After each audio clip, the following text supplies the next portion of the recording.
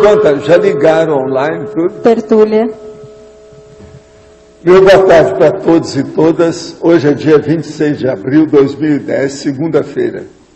O verbete é o 1549, 4 páginas, 46 logias e 7 máximas. O tema é coleira do ego. A especialidade é egologia. Definição. A coleira do ego é a condição da pessoa atada socialmente a alguém ou a alguma realidade social, vivendo circunscrita a determinado holopensene restringidor ou castrador. A opção mais difícil de autopensenizar é em liberdade. As coleiras sociais multifacetadas do ego no dia a dia. Os consensos sociais equivocados. As obrigações interconscienciais descartáveis. As chantagens emocionais instalando e mantendo cangas emocionais na consciência carente. As subserviências pessoais em troca de prestígio social transitório. O autoencarceramento ao já passível de ser superado. Os fascínios de grupo, as cangas emocionais, os guizos sob o queixo, a autoescravidão paroquial, a libertação dos excessos antiproexológicos, os bagulhos energéticos descartáveis, as paracoleiras do ego existentes na baratosfera. Estou falando isso aqui porque elas se refletem na vida humana. Agora, na acabativa remissologia, nós temos aqui 15 itens e os 5 que eu posso chamar a atenção. Aulicismo, autovendagem, carga da convivialidade, consciência títere e desamarração. A desamarração é a terapêutica desse processo. Agora, pergunta. Estive conversando com meu companheiro sobre o nosso relacionamento sexual, que está um tanto desgastado. Talvez seja o resultado dos 6 anos de convivência. No entanto, percebo que, infelizmente, ele ainda tem visão bem baratosférica desse assunto. Argumentei que não penso da mesma forma, pois penso que o sexo, com grande carga de sentimentos positivos, de lealdade e respeito, é uma bênção, e não apenas uma fonte de prazer desqualificado. Qual a melhor forma de agir diante desse impasse? Eu penso que o melhor aí é você arranjar os aditivos sexuais para mostrar que você também é uma pessoa para frentex, que quer as coisas mais evoluídas, que não está tão parada no tempo. E outra coisa, a mulher tem um jeitinho, que é um jeitinho que funciona, que é o jeitinho vamos dizer, do estrogênio, da feminilidade. Isso aí pode dar, assim, um charme maior e também mais cativante, mais atraente para o homem. Não é isso? O problema é esse. Olha o que você pode fazer nesse sentido. Pense nele.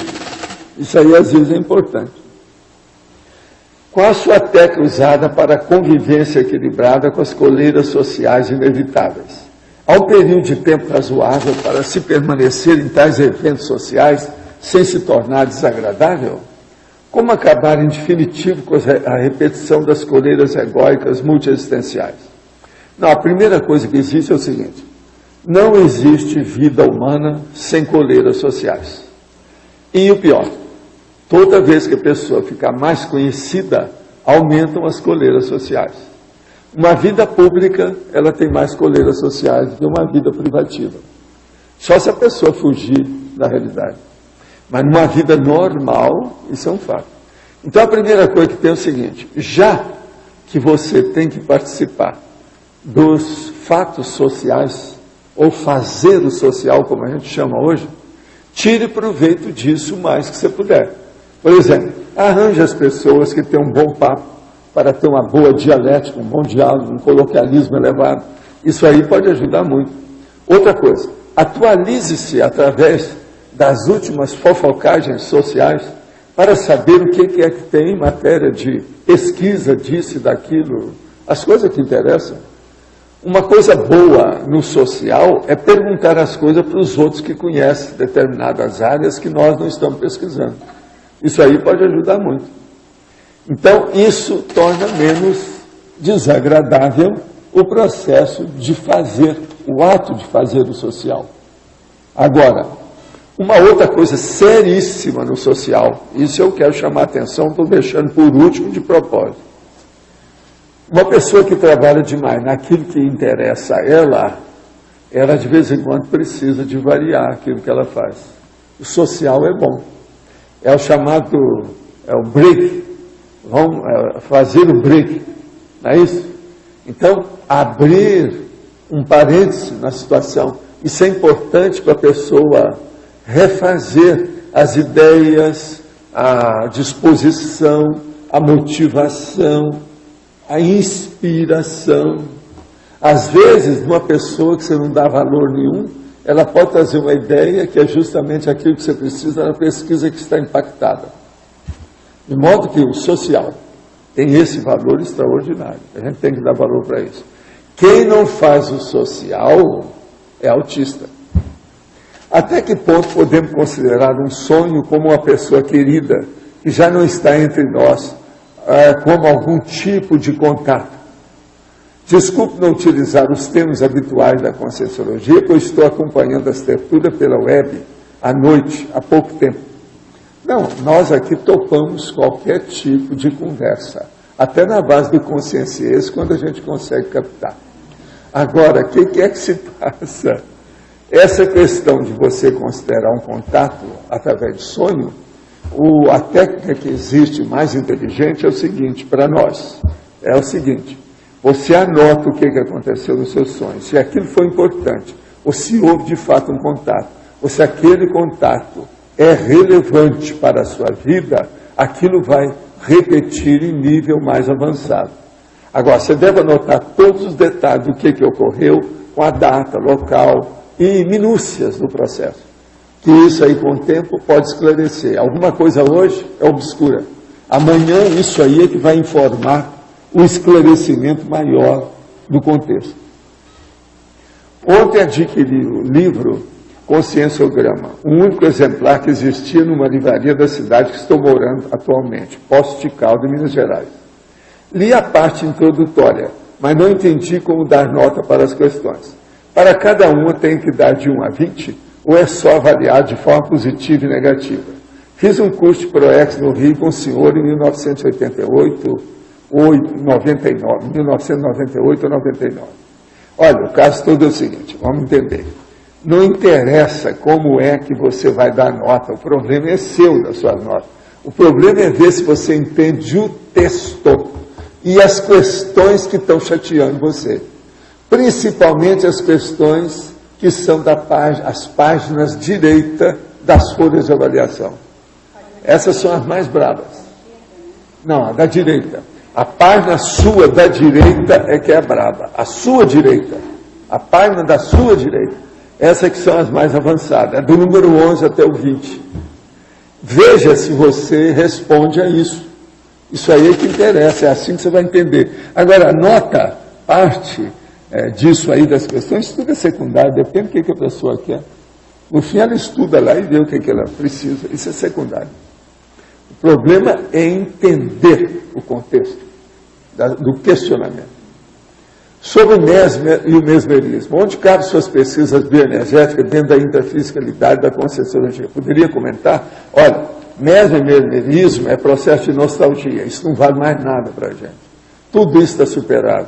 Hoje, se a pessoa quiser estudar, o melhor que ela pode fazer é estudar hipnose, ou a hipnologia, do jeito que é feita tecnicamente hoje, por exemplo, dentro da medicina. Isso aí pode dar alguma ideia para a pessoa. O mais é estado vibracional, esterilização de energia, arco voltaico com as energias. Isso tudo aqui está superado. É nostalgia para nós. Já era. Quanto aos essênios e sua fraternidade terapêutica, poderíamos considerar que, mesmo prestando assistência dentro daquele contexto histórico, devido ao grupo ser fechado, talvez necessário na época, eles estariam predispostos a uma condição de prisão egocármica? Poderia comentar? Estavam sim. Por quê? Eles eram uma comunidade, ou etnia, ou instituição, ou, vamos dizer, grupo totalmente, vamos dizer, específico, faccioso e cheio de problemas só deles, que não admitia nada de fora. De modo que isso também é superado. Tchau, essênios, já era. Esquece isso, vamos nas coisas mais modernas, estamos no século XXI. Ontem na tertúlia a professora Malu Balona falou sobre o Tenório Cavalcante. Ele seria uma consréu? Eu não sei. Esse homem era controvertido, tinha muita coisa boba e tinha umas coisas que ele até acertava. Ele procurava ajudar. Ele andou ajudando gente, que eu sei, na ocasião. Mas isso, a gente não sabe qual é a ficha dele. Sabe a gente perguntar para o evoluciólogo, né, que está dirigindo a área dele lá, a situação tudo da Baixada Fluminense, não é isso?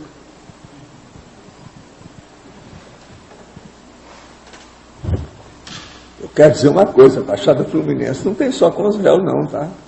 Tem gente brilhante lá naquele meio, tem muita gente fazendo assistência, muito sério. Não é assim não. Professor Valdo, algumas dúvidas, uma delas fora do tema da tertúlia de hoje, outra dentro. A dessomatofobia, ela pode ser um tema neutro? O que é? Dessomatofobia, ou tanatofobia. O que você quer? Ela pode ser um tema neutro? O estudo da dessomatologia? Não, dessomatofobia. A dessomatofobia, sim. Não, ela é totalmente nosográfica. A fobia é nosográfica. Fobia é medo. Isso é nosografia. É patologia. Isso é da parapatologia para mim. Nosográfico. É porque não tem alguns autores que falam que o medo da morte ajuda a pessoa a se manter distante de perigos. Não adianta arranjar desculpa para isso e nem fazer maquiagem. Não adianta. Não é mesmo. É nosográfico. Medo. Medo. Arranja uma coisa que o medo não seja nosográfico. O cara chegou com a metralhadora, aquilo que eu falo, abriu ali com a metralhadora e a metralhadora está municiada. Você vai ter algum receio daquilo, mas você não tem uma medorreia por causa desse processo. Você vai ver o que você faz. Eu, por exemplo, vou esconder debaixo da mesa, vai ver o que dá. Alguma coisa nesse sentido. Isso é uma coisa. Agora, medrar é patologia. Tá, então seria diferente, por exemplo. Isso mostra que a pessoa não tem equilíbrio, ela não tem homeostase. Uma pessoa que tem homeostase, ela não medra. Medrar por quê? Medrar é o verbo que serve também para a pessoa sentir medo. Está no dicionário. Pega aí o AIS que está lá. Medrar não é só renascer, brotar alguma coisa. Medrou do solo, a água medrou e criou o molho d'água. Não. Medrar também é mostrar que tem medo. Ok, tá. Uma outra dúvida também. Quando a gente fala de dessomatofobia, porque existem 3 tipos de dessoma, né? Primeira, segunda e terceira. O senhor já viu algum caso de pessoa que teve dessomatofobia em relação à segunda ou terceira dessomas? Não, né? Não existe isso. Não. Uma coisa pior do que isso. As pessoas dessomam a primeira e deixam o corpo. E entra, por exemplo, dentro de uma comatose. Todas essas perturbações, se você pensar da teratologia, acontece quando a pessoa dessoma. Depende do que é ela. O que ela quer. Pior é o catatônico. A catatonia que aqui, o cara dessoma e fica. Tá bom. Então a baratosfera está cheia dessas múmias vivas. Múmias pós-dessomáticas. É porque eu fico pensando, seria correto falar então dessomatofobia ou seria mais correto falar primodessomatofobia? Não. Aí você pode falar tanto uma quanto a outra. Você explica o que você quer dizer, né? Tudo é processo de semântica. Não dê muito valor para a semântica, não. Tem que olhar isso com a cosmovisão. Entendi. É o melhor que a gente faz. Tá. Professor, e uma dúvida agora aqui do verbete. Na penúltima linha da fatologia, o senhor coloca aqui as pré-programações familiares. Poderia falar um pouco mais sobre isso? As pré-programações familiares. O caso todo é o seguinte. Existem os processos familiares que, seja pela genética, seja pelo ambiente doméstico da pessoa, seja para a resolução dos familiares, seja os processos, por exemplo, lá do Nordeste, que o povo tem muito aquela, entendeu? O ambiente, o indoors da família, aquele negócio todo. É isso aqui. Quais são? Isso são coleiras. É a pré-programações familiares. Então, por exemplo, o cara vem, na sua família está cheio de militar, e eles acham que você tem que ser militar.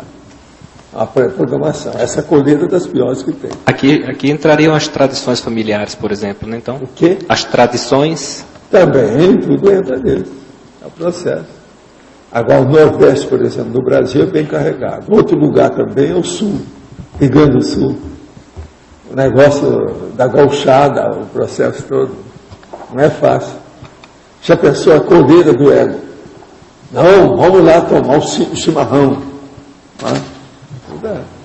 Chimarrão é o símbolo do Rio Grande do Sul, presta atenção, como é que é isso? Chimarrão, vamos ver se esse combate o Santo Daime, depois de vir combater o chimarrão. É o próximo. Vamos esperar para ver. Não é isso? Agora, depois vai ser mais outro negócio, que é esse bambuzinho aí que eles põem fogo. Como é que chama? Incenso. É outra coisa que faz mal. É duro porque a maioria das pessoas não fizeram medicina, não fizeram pesquisa.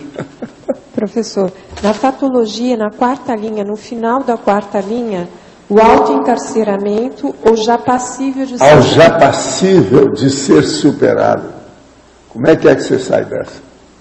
Então, eu quero saber mais, porque... Quando a pessoa saiu de casa, ela começa a acabar com o encarceramento dela.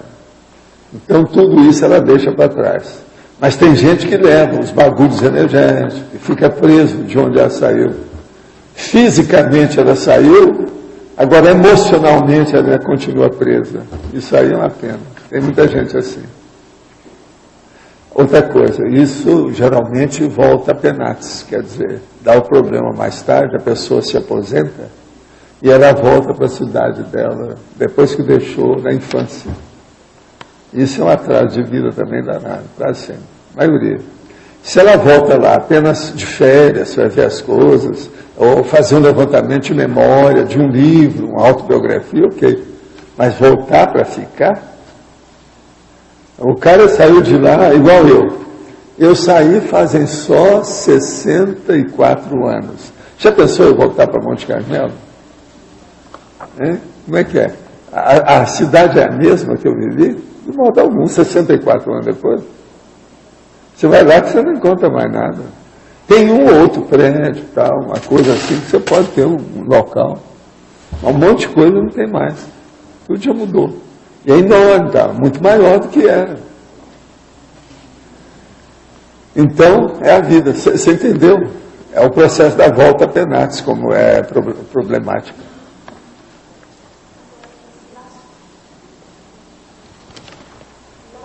O senhor falou fisicamente, a pessoa ela sai fisicamente da casa. Agora, esse laço energético, esses débitos, ou mesmo essa relação que tem entre a família e aquela pessoa, ela continua? Não, ela continua, mas ela não está mais presa. Quando você saiu do mesmo teto, tudo muda. O problema é uma vida debaixo do mesmo teto. Outra coisa é uma vida em tetos diferentes. Isso muda tudo. A pessoa tem que pensar o teto. É um processo muito sério em matéria de inter-relação humana.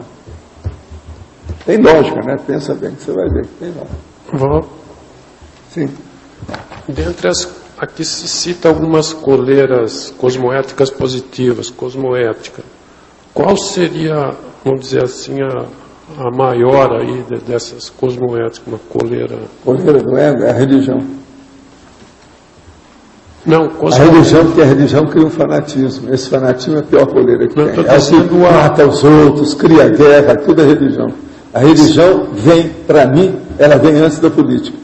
Eu disse a própria religião já é a política religiosa, é a pior que tem. A pergunta é sobre a positiva, a cosmoética. Você quer a coleira do ego positiva que você quer? Que é maior, vamos dizer assim. Aí é bom você estudar um pouco. Não, porque aqui tem... Você está dando uma ali do Álvares. Não, tem exemplos aqui, por exemplo, ligado a Invex, a Proex, que são positivas. Tem uma opção de coisa. Mas agora, veja, isso não é bem coleira do ego. Não tem nada forçado. Por exemplo, existem coleiras do ego que são forçadas, naturais, que você não pode falar que seja. Por exemplo, você é obrigado a respirar sem parar, dia e noite. É uma coleira do ego. Então, o ego humano, do corpo humano, o ego do soma. É porque não tem jeito. Mas isso, veja, isso não interessa. Uma coisa que não tem solução, resolvida está.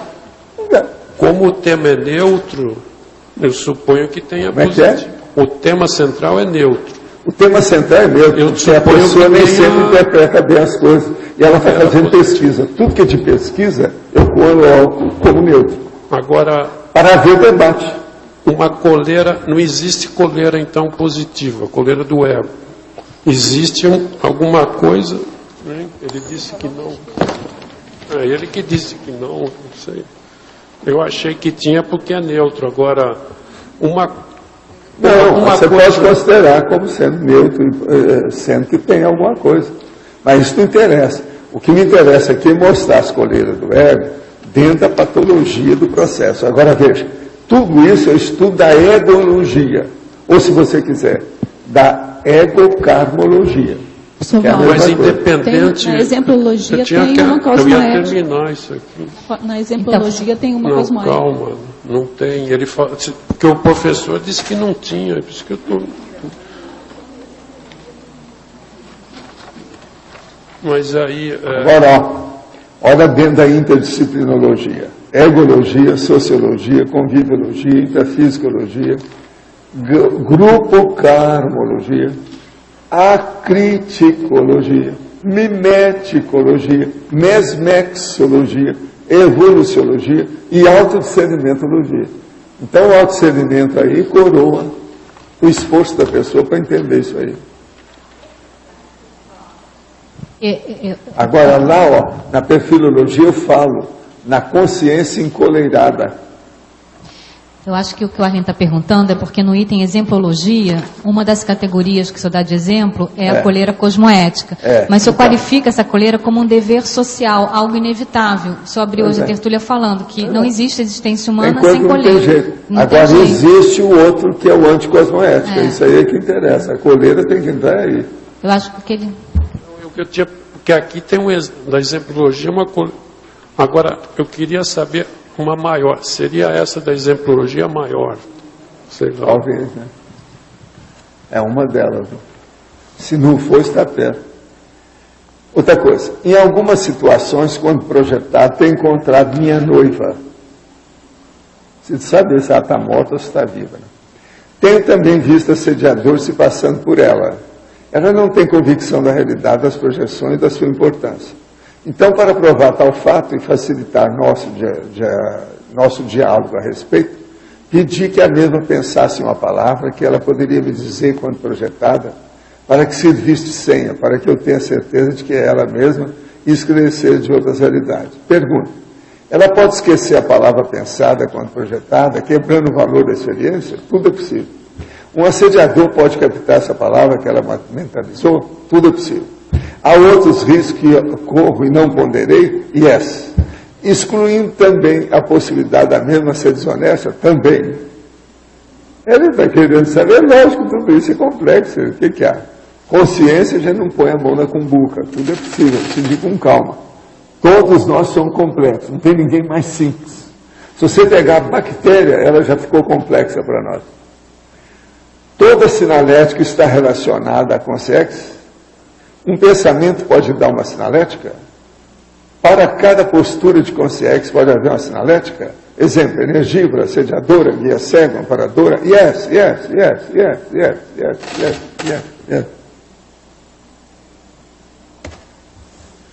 Of course. Né? Indeed. Quem é que está aí com o microfone? Tem alguém? Não tem ninguém?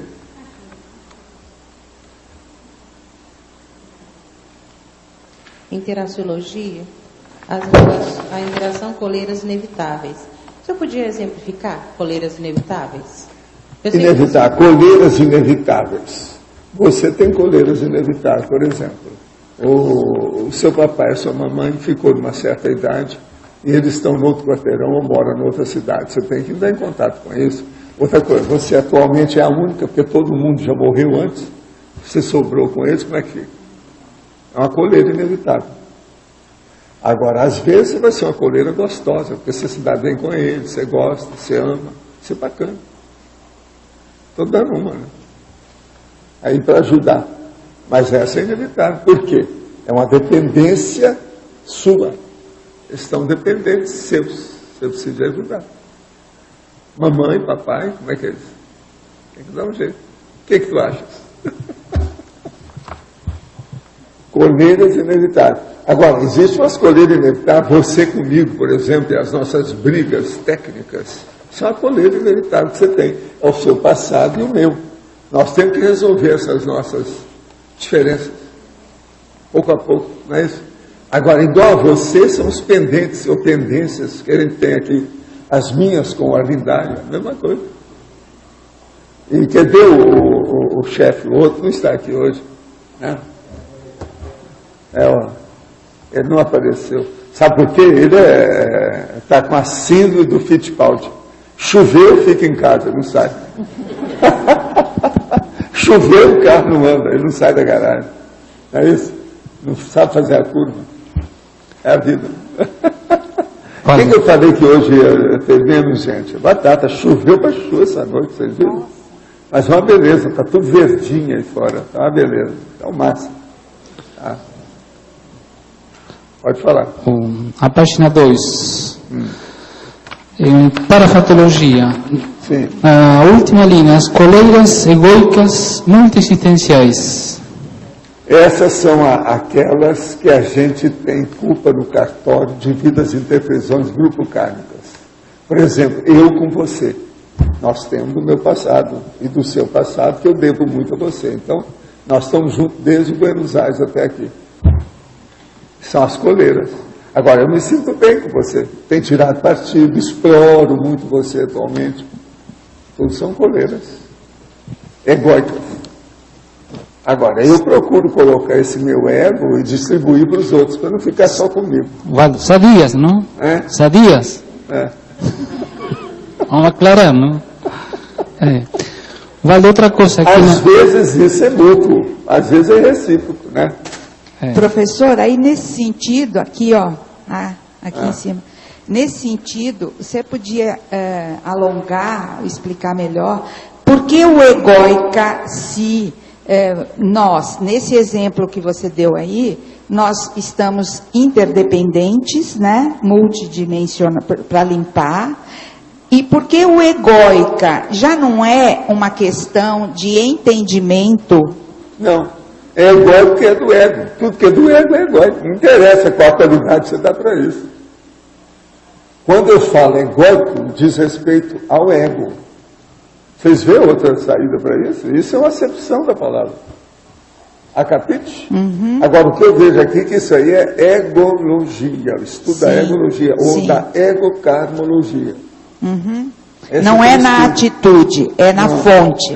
Tá. É o egóico. Tá bem. Agora, a egóica é da pessoa, é o individual. Então, as coleiras individualíssimas multiexistenciais. Seria isso, a mesma coisa. É claro? Valdo, outra dúvida aí na paradoxologia, na página 3. O paradoxo fluxo cósmico contra fluxo social. Fluxo contra fluxo social. O problema é o seguinte, por exemplo, você tem, dentro desse paradoxo, você tem o fluxo cósmico. Então, é aquilo que você recebe da inspiração para cumprir a sua proex. Mas, ao mesmo tempo que você vai cumprir a proex, vem o contrafluxo, aquilo que serve de travão para você executar a proex. Isso é o contrafluxo social. Então, por exemplo, você às vezes quer cumprir a proex, você já tem uma ideia, já sabe o que você quer, está tudo arrumado, mas você não fez um pé de meia. Você precisa, às vezes, fazer o pé de meia, para você ter mais tempo para cuidar do seu objetivo, etc. Tal. Isso é o contrafluxo social.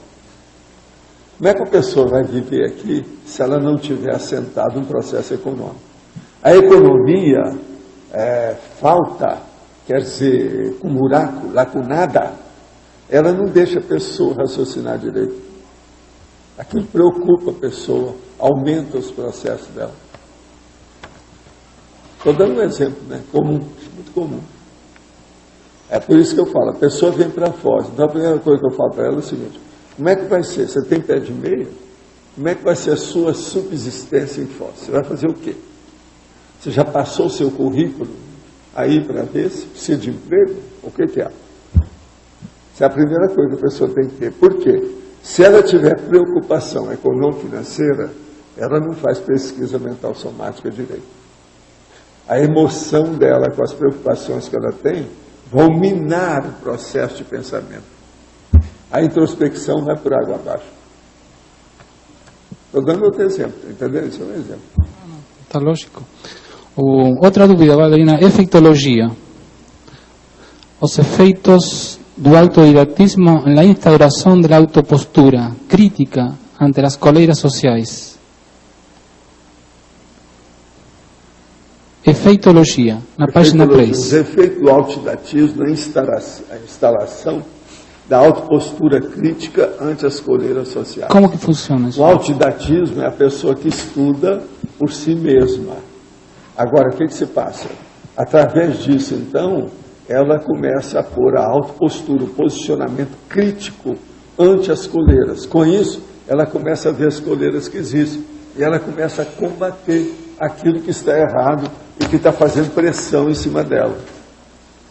Agora, o autodidatismo, a autodidaxia, o estudo da própria pessoa, ela acaba descobrindo, né? A pessoa acaba descobrindo muita pressão que ela recebe da sociedade, que a sociedade é patológica, etc. Ela vem descobrindo isso tudo com o tempo. Agora aqui, quais são, na sua opinião, os principais obstáculos a serem superados para que a mulher possa alcançar a condição de intelectual coerente e teática? A única coisa é se dedicar à pesquisa, ao estudo, à leitura, ao registro, à computação, aos processos de registrar tudo que ela puder. E aumentar o seu cabedal de cultura, de erudição, de trabalho intelectual. Mulher, às vezes, pensa muito melhor do que o homem do ponto de vista intelectual. Às vezes. Então pensa, essa hipótese ela existe. Lembre-se que o QI maior que eles descobriram foi de uma mulher. Chegou a 228. Não foi de homem. Em uma tertúlia passada, vi o senhor falar de pessoas esponjas. Poderia falar sobre o assunto e como resolver esse problema? Tenho um problema de sentir o estado de espírito da pessoa e eu começo a me sentir mal. Ótimo, você é uma esponja. Qual é a marca sua? Homo-Olive? Qual que é? Homo? Se vejo uma pessoa nervosa, fico nervoso. Triste, fico triste, etc. Você está bem claro mesmo. Você é uma pessoa esponja, você é um exemplo. Agora, ó, deixa disso, tá? Vamos deixar. Chega, basta. It's enough. Se você já sabe, acabou. Estado vibracional para você, o mais depressa possível. Pensa só nisso. Esquece o resto. Comecei a mexer com a energia há algum tempo. Tenho uma facilidade enorme de atingir o EV. No entanto, o que me motiva a realizar o EV é o prazer que ele me proporciona. Não pense em fazer tenés. Essas razões hedonistas que me motivam podem trazer consequência negativa? Caso a resposta seja positiva, essas consequências negativas seriam apenas após a morte? Não. Você pode querer só viver no bem bom, na dolce far niente, sobre água fresca, desde já. Isso é uma vida hedonística. Isso é burrice, é perder tempo. Agora, ó, sai dessa. Não fica com esse negócio, não. Porque se você continuar, você vai entrar na euforia. A euforia pode ser boa, a princípio, mas depois ela pode começar a criar problema. É bom você estudar o que é euforia, o que é cipriene, primener, extrapolacionismo parapsíquico, para você entender isso mais. Agora, ó, que tal você exteriorizar a energia para consertar algumas coisas que você vê em torno de você? Sejam pessoas, instituições ou qualquer coisa. Pense nos outros. Saia do egão. Deixe o seu umbigão. Olha bem. Podemos considerar que o CPC é uma autocoleira do ego cosmoética na medida em que trocamos coleira do ego anticosmoética por comportamentos guiados pelo CPC? Não. Uma pessoa que tem um código pessoal de cosmoética, ela está se libertando. Ela não está se agrilhoando com nada. Coleira é um grilhão. A pessoa está presa. Agora, o código não, é de libertação. É através da cosmoética. Outra coisa, cosmoética. Presta atenção. Não é monoética. Não é egoética. É cosmoética. Você sai de você. Não fica pensando que o código pessoal de cosmoética é só o vinha nós, só o regão, só o umbigão. O cara está olhando para o umbigão, não sai disso, que é isso? Sai dessa. Você está interpretando mal o seu PC. Tá certo? Tenho inclinação para a diplomacia e estou me preparando para ingressar nessa carreira. Com força de vontade, priorização e organização, é possível levar a TENEPS a contento e evoluir com minhas práticas parapsíquicas também. Dentro da diplomacia você pode fazer isso sim. E outra coisa, vai ser muito bom você fazer isso para você evitar as interprisões grupo-kármicas de seguir os processos errados dentro da diplomacia. Diplomacia tem muita coisa que vem de cima, mas é preciso ver o que é que você participa ou não. Uma verdadeira diplomacia, as pessoas têm liberdade de opção. Você não fala nada. Isso não é diplomacia, não é ditadura. Você pode comentar a condição do infiltrado cosmoético? Ele muitas vezes vai ter que passar... O infiltrado, quando ele entra dentro do processo da infiltração para fazer assistência, ele sabe que ele tem que fazer certas concessões. Ele já sabe disso. Faz de caso pensar. Agora, só dele participar daquilo, no ambiente que é inferior àquilo que ele pode fazer, já mostra que ele está fazendo assistência. Então, isso aí diminui muito qualquer problema dele em matéria de, como se eu tivesse com autoculpa, tivesse culpa do cartório, ou qualquer coisa nesse sentido. Porque o problema é objetivo.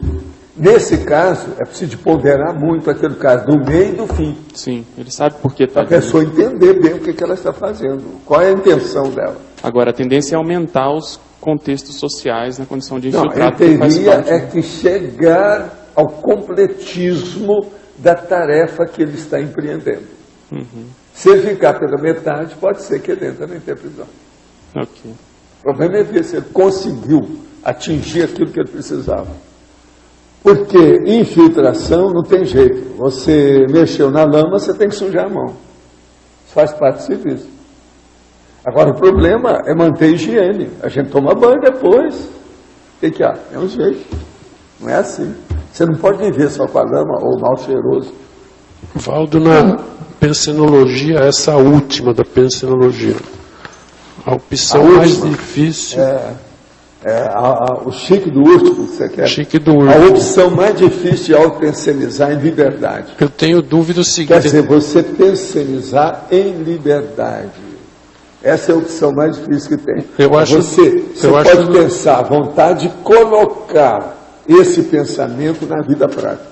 Eu acho dificílimo, mas será que no nosso nível nós conseguimos 100% de liberdade e autopensamento? Nós temos. Para pensar, a gente tem. Qualquer um pode ter. Sei, desde que ele tenha equilíbrio íntimo.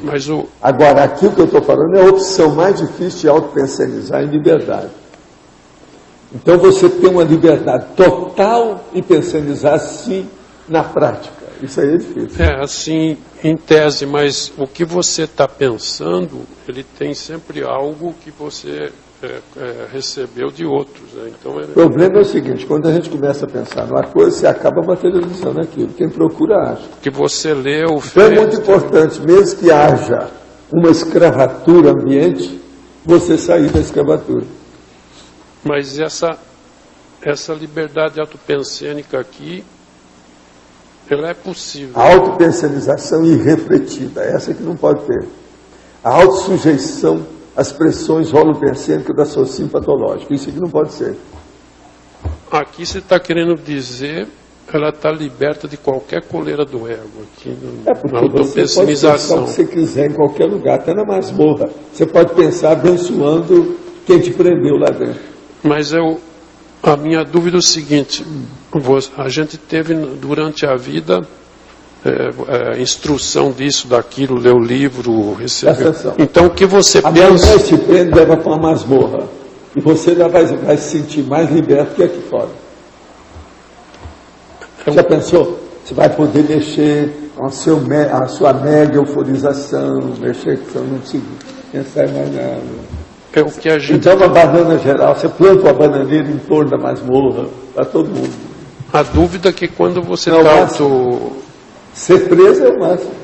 A dúvida é quando a gente está autopensionizando, você já está imbuído de muita coisa que você conheceu, já leu, já recebeu instrução. É nesse sentido. Eu não sei se aqui está querendo dizer isso, mas é uma liberdade relativa. Não revolta de autoconsciência. Não rebelião e superconsciencialidade. Aqui é nesse sentido. Então a coleira do ego fica entregue às baratas, ela desaparece. É uma liberdade fora da coleira e relativa, mas tudo bem. Ela não atinge você. Você está isento dessa. Ok? Mas no nosso nível... Gente, a dispersidade acaba praticamente com tudo quanto é coleira que tem por aí. A maioria. Então, professor... No nosso nível, eu só quero saber se é possível. No nosso nível, aqui... Tudo depende da intenção da pessoa. Professor, aqui, a eliminação do aqui, a eliminação do assédio é o caminho. É Sim? O caminho para tudo. Sim. É o caminho para tudo. Fafá. Professor, nós poderíamos falar em dois tipos de coleira. A coleira que a pessoa se sente bem e a coleira que ela nem sabe que tem, ou desconhece, ou até que conhece, mas não gosta, não participa. Poderia se dizer E tem aquela coleira que está matando a pessoa pouco a pouco. Certo. E que a pessoa não sabe. Tem vários tipos de coleira. Então, assim, em termos de relações, de convívio, quando existe esse salto da coleira que a pessoa inicialmente conhece, não gosta, quer mudar, quer alterar, ela passa a ser uma coleira positiva. Ela vê o jeito de fazer isso que acontecendo melhor para todos. Sim. Esse é que é o caminho, abençoando todo mundo, ficando uma boa, equilibrando tudo, harmonizando as pessoas. Isso é que é o ideal, né? Porque basicamente existiriam dois tipos de relação. Ou a relação é coleira ou ela é harmônica. Tudo isso que eu falo aqui é factível, é possível ser feito. Eu não estou falando aqui tipo visionário, inventando coisa ou criando ficção. Sim. Não há imaginação nisso, não. É o fato. É factível. Então, depende a intenção da pessoa, em primeiro lugar. A intenção é uma coisa palpável. É da pessoa, ela que sabe. Agora, o senhor trouxe que a despertologia acaba praticamente com todos os tipos de coleira. Então, o caminho da evolução, esse caminho para a evolutiva. Porque a maior parte das coleiras existem por heteroassédio. Heteroassédio cultural. Observe. Olha Brasília. Você teve vendo as coisas. Heteroassédio cultural. Heteroassédio cultural. Sim. Mas existe um processo Tem que ser assim. Lá então eles põem o governo, decreto, como é que é? O negócio, as MP. Mas aí o processo das ditaduras, por exemplo. Pois é, a ditadura é onde tem, não é a coleira, a ditadura é a forca, é o morticínio, é o holocausto. A ditadura do Hitler, por exemplo, uma das piores da história humana. Criou o holocausto. O fato da pessoa sair desse contexto não significa que esteja resolvido. Dependendo do contexto, não significa que esteja resolvido. Não depende da pessoa, o que ela fez lá dentro. Sim. Ela saiu suja ou limpa? Rastros da ficha. Sim. Ok. Só para concluir, então, voltando à questão da despertologia. No momento que a pessoa consegue compreender, começa a mudar as relações conviviológicas, a tendência é que isso aos poucos vá sendo diminuído e ela passa a ter outros processos de relação com as pessoas. Ela fica cada vez mais livre fazendo aquilo que ela gosta. Ok. Eu vi falando fazem mais de meio século. Sim. Quem vive fazendo aquilo que não gosta é um boboca, né? Esse é o burral, burril de burral. Esse está atado, sim. A gente tem que fazer aquilo que a gente gosta. Ninguém veio a essa vida para sofrer. Quem gosta de falar isso é religião. Isso é bobagem. Tem muita gente que não está com esse sofrimento todo, não. Está dando uma bela banana para esse povo. Que está fazendo propaganda do sofrimento e da dor. Isso é besteira. Então, basicamente, existem dois tipos de relação. Ou a relação está acertada conviviologicamente ou não. Na vida tem muita coisa, tem duas opções básicas, mas é que tem as variáveis. Sim, claro. Okay. Professor, aqui na frente. Aqui, logo em frente. Na frente do senhor. Aqui. Aqui na remissologia o senhor fala, o senhor cita o verbete autonomia. Você acha que a autonomia é um dos principais fatores ainda para a gente ter coleiras do ego, já conscientemente? Seria o trafal um dos maiores trafais para a gente? Por causa da cosvisão da pessoa, ela vê o nível de liberdade que ela tem. Ela sai das monovisões. Quem tem monovisão tem coleira. Outra coisa, tem gente que acha que as coleiras são poucas, ele aumenta mais. Ele amplia a coleira para si próprio. Tem gente que gosta disso. Tem gente que só funciona sob mando. Quer dizer, precisa ter um ferrão no boi. Coloca ele para frente. Tem gente do tipo.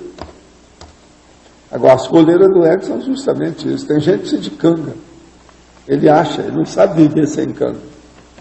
Tem gente que não tem iniciativa para nada. Esse é que é o liberado amaurótico. Ele não enxerga nada na frente. Mas como seria o exemplo de a pessoa que amplia as coleiras? Pois é. Esse que amplia a coleira é porque ele gosta daquilo. Chama-se masoquista essa pessoa. Até em sexo eles são assim. Então, esse povo que gosta de amarrar na cama, aquele negócio todo. São os loucos. Tudo é da baratosfera. É um bobó. Quer dizer, eles não sabem ter prazer pelas coisas normais. Eles têm prazer pelo choro. Quer dizer, chorar para ter prazer na minha terra, isso é uma das piores bobagens que tem. Né? O que tem? Legislogia, na segunda linha, o senhor menciona a condição da paradireitologia. Eu queria entender qual o critério que o senhor utilizou para inserir... Aonde está isso aí? Página 3, legislogia. O quê? Legislogia. Legislogia? Isso. Eu não entendo nada aqui. Por que será? Eu estou ficando surdo. Ou então eu estou falando Legislogia. O que você quer fazer aqui? Na segunda linha, o senhor inseriu a paradireitologia.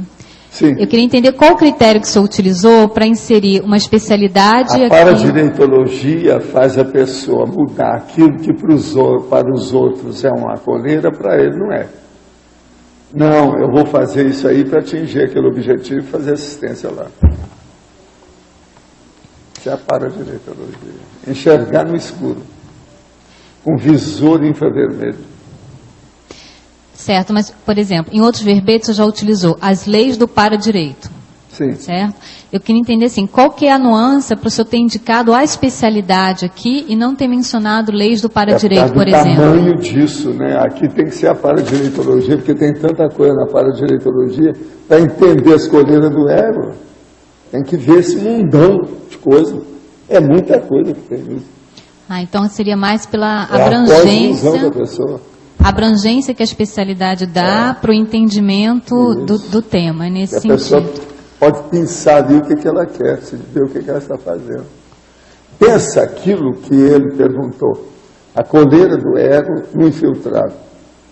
E a paradireitologia. Você vai começar a entender. Tá.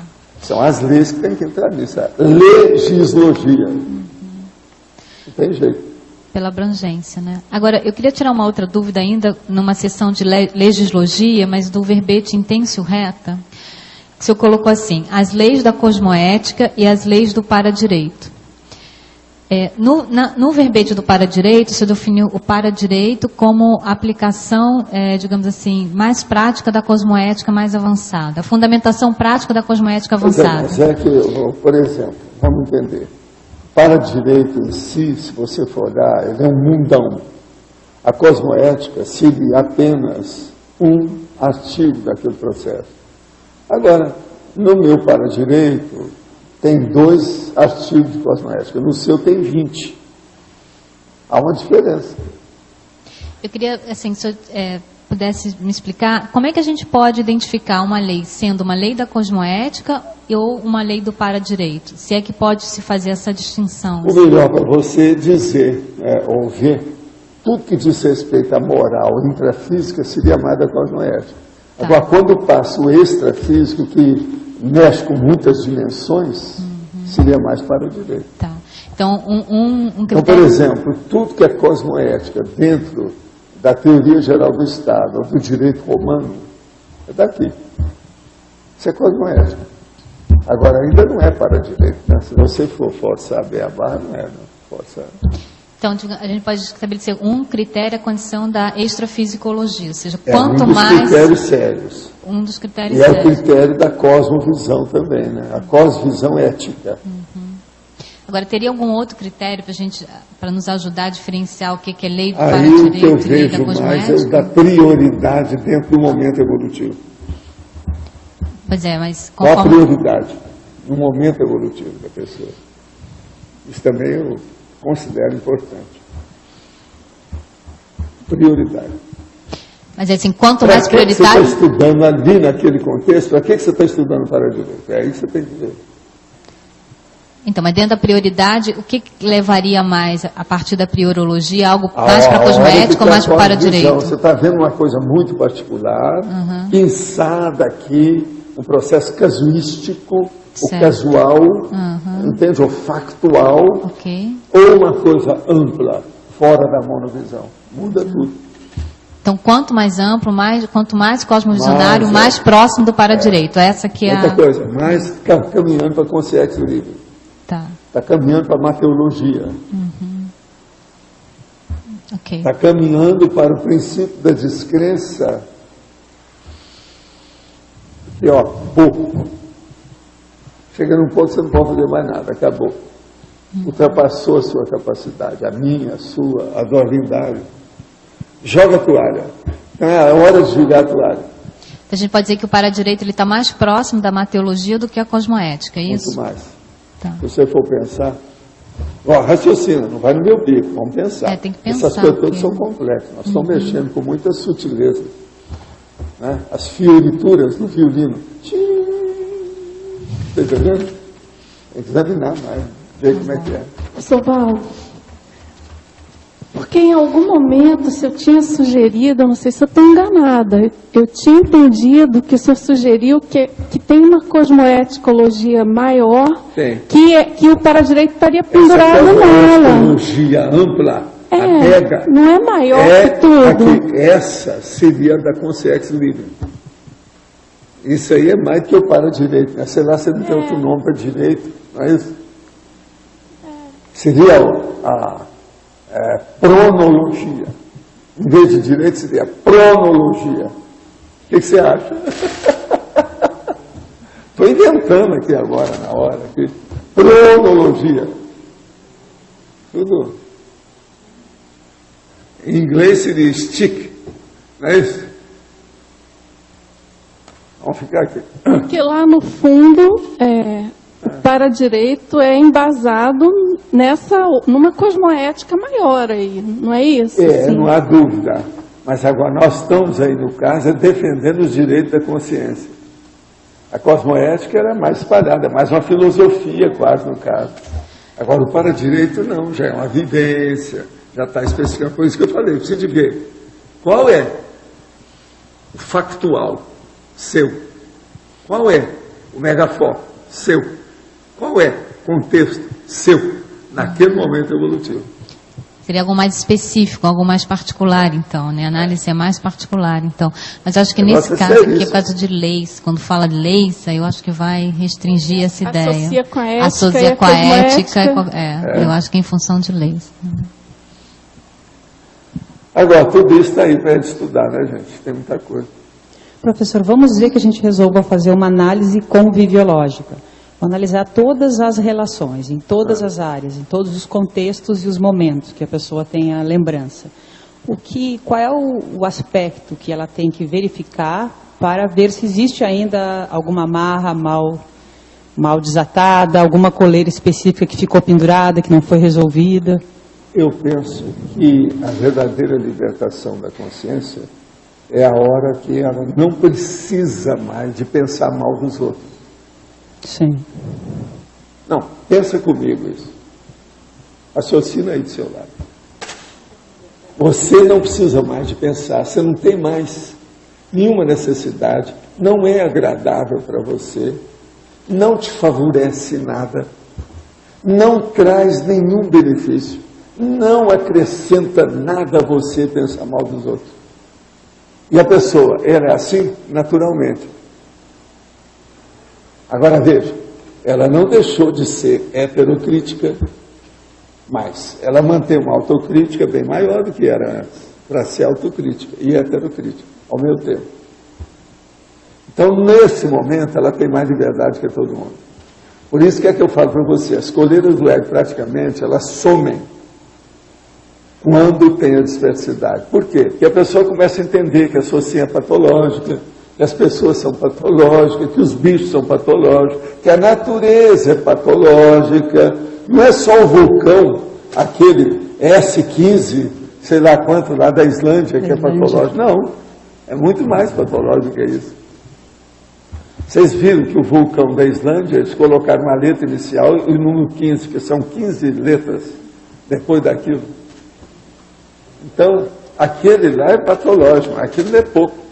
Tem muito mais patológico ali fora. Agora, vocês sabem também a última da Islândia, né? A piada da Islândia. Já está nas revistas, nos jornais estão falando. Okay. Diz o seguinte, que a economia da Islândia determinou que as suas cinzas fossem julgadas sobre a Europa. Que acabou a economia. Então foi a morte da economia da Islândia. Então, isso é piada dos islandeses, que acabou. Então eles mandaram a cinza for cair em cima da Europa. Essa é terrível, foi piada, eu achei o máximo. Bem dentro das nossas aí. Tem até algum carioca na Islândia. Está na cara para criar isso. Está na cara que é carioca. Professor, e a revisão aquilo que ficou para trás? Juventude, adolescência, etc. e tal. Que quando a gente faz o revisionismo das coisas, você vê que tem alguns aspectos que poderia ter sido feito. O que ficou para trás? Repete aí que eu não... A revisão. A revisão. O que mais? Os aspectos que ficaram para trás, que caracterizaram coleiras ou erros escrachados. E daí? O que tem? Isso é um lixo que ficou. Você já enterrou. Ficou lá o olho pensando de alguma maneira. Você quer mais? Como você quer fazer exumação? De algum tipo, alterar essa situação. Morde na língua antes. Às vezes te ajuda. Naturalmente, de alguma forma, vai existir. Não, o processo é da pessoa, ver o que ela faz. Sim. O que eu quero te dizer é o seguinte, a expressão coleira do ego deixa de existir para a pessoa com a diversidade, que ela analisa isso de outro modo. O processo cosmoético revolve isso tudo e põe no outro nível. Okay. Tudo isso desaparece. É igualzinho você que não vai achar ruim com a pulga, você vai entender a pulga. Você não vai achar ruim, por exemplo, a raposa, que fica atrás dos bichinhos aí, porque aquilo é o jeito dela. Você vai compreender a raposa. E compreender a raposa é uma das coisas mais difíceis que tem.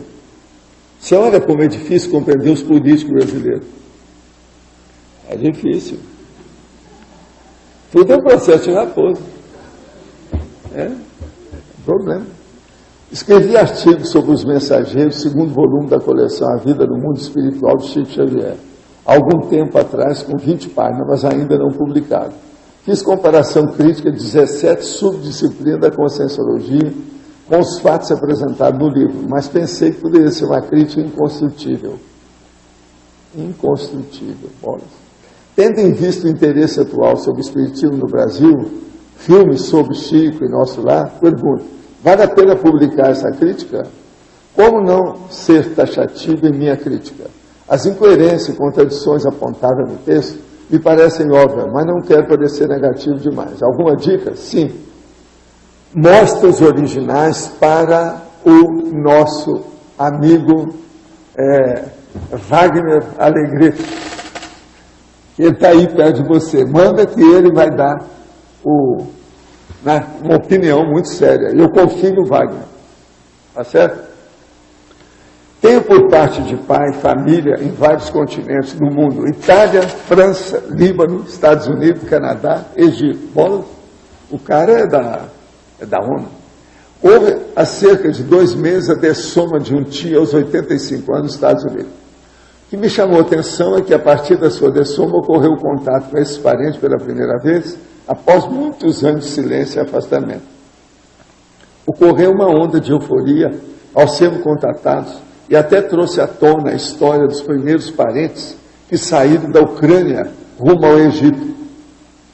Qual o papel dessa consciência nesse grupo? O que mudou com a sua dessoma? Qual a amplitude da assistência nesse caso? Conciso e consegue.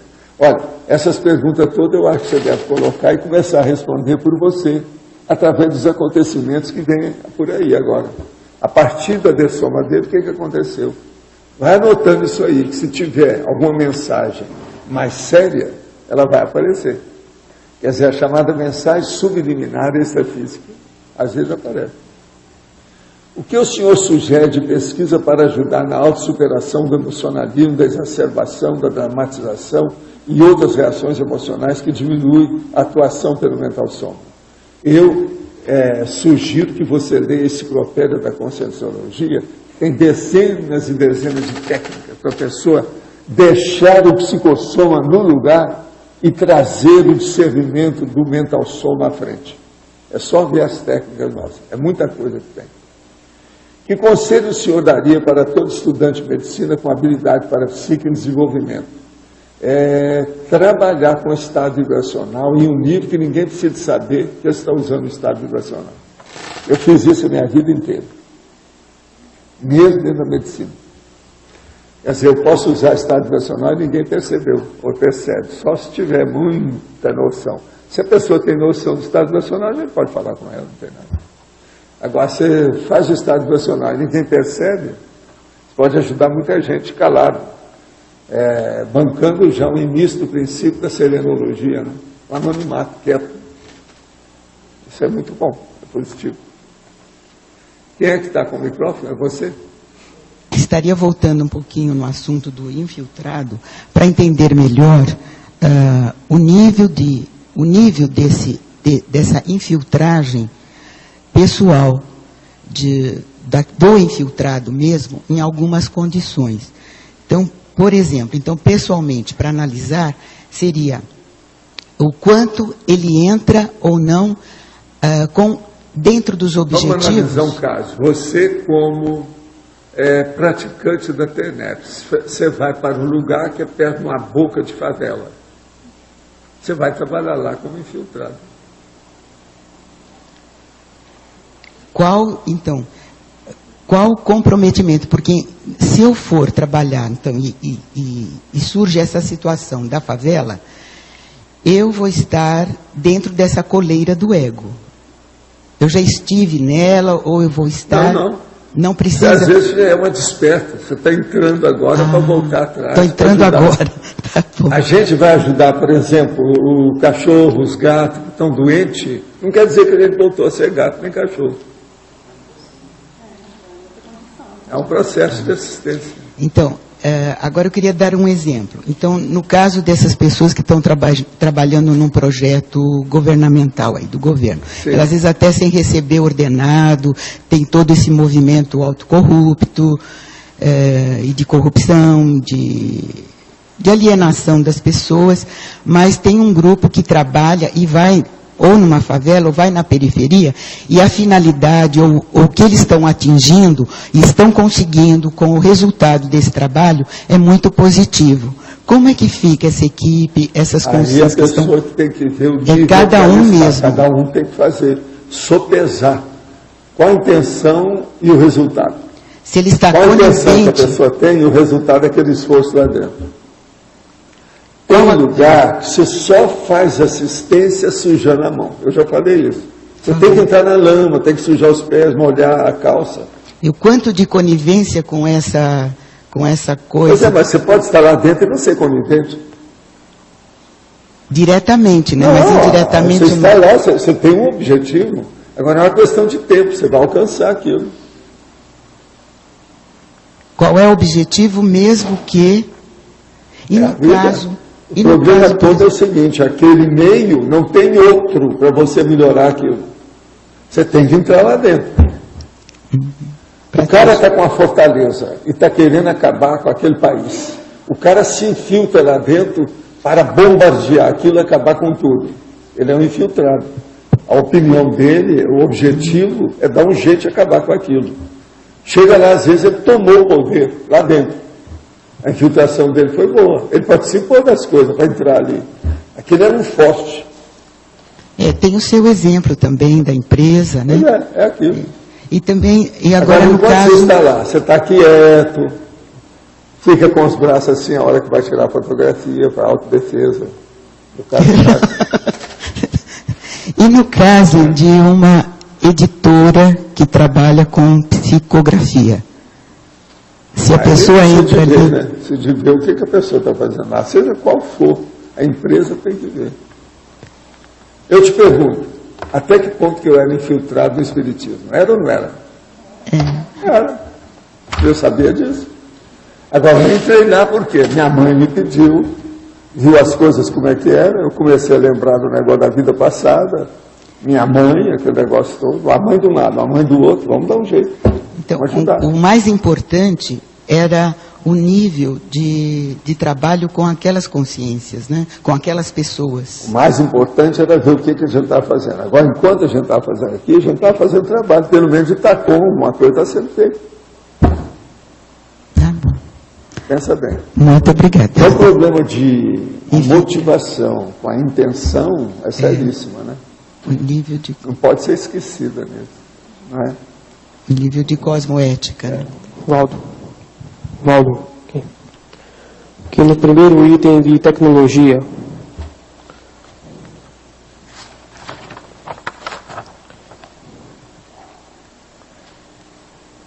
você quer a primeira ou a segunda? Primeiro. A primeira.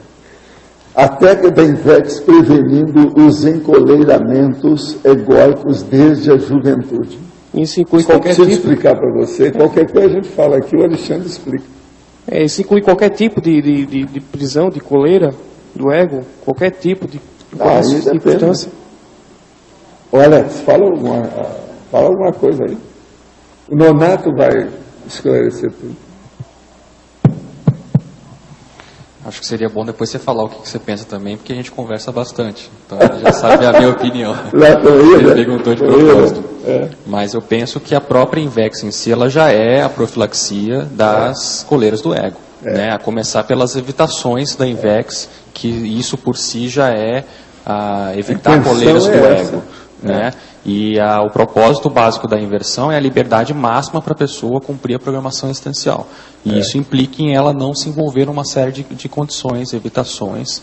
Né? Então, acho que esse é um ponto, não só na questão de casamento, filhos e aborto, mas em outras questões também que podem ser igualmente comprometedoras. Agora, uma coisa que eu acho que seria bom você ponderar, estudar é o seguinte.